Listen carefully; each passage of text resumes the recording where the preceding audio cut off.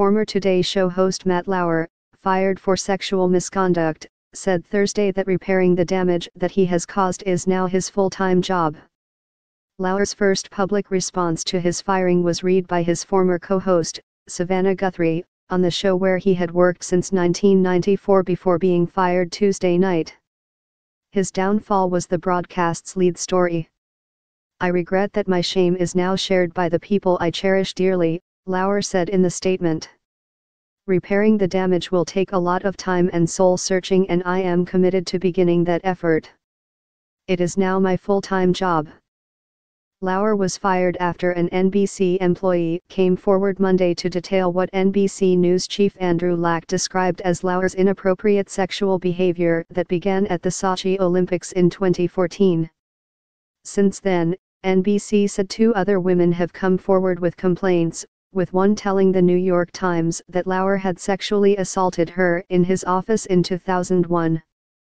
An investigation by Variety magazine revealed a pattern of alleged salacious behavior, including 3 women who said they had been sexually harassed by Lauer.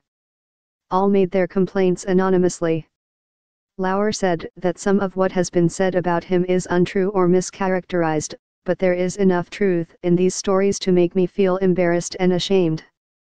He did not specify which allegations were true or untrue.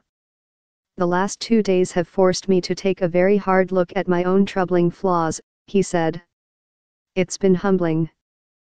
For the second day in a row, he was replaced by Hoda Kotb on Today, giving the show an all-female lead anchor team.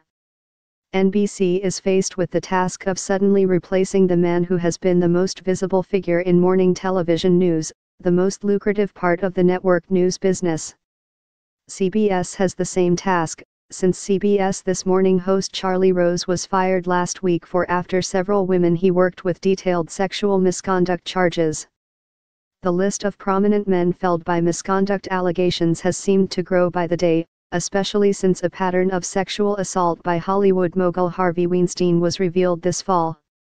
In the media alone, Lauer joins a list that also includes his former NBC News colleague Mark Halperin, the late Fox News chief Roger Ailes, Fox News primetime host Bill O'Reilly, and National Public Radio newsroom chief Michael Orskes. On Wednesday, former Prairie Home Companion host Garrison Keillor was cut loose by Minnesota Public Radio over an allegation of inappropriate behavior.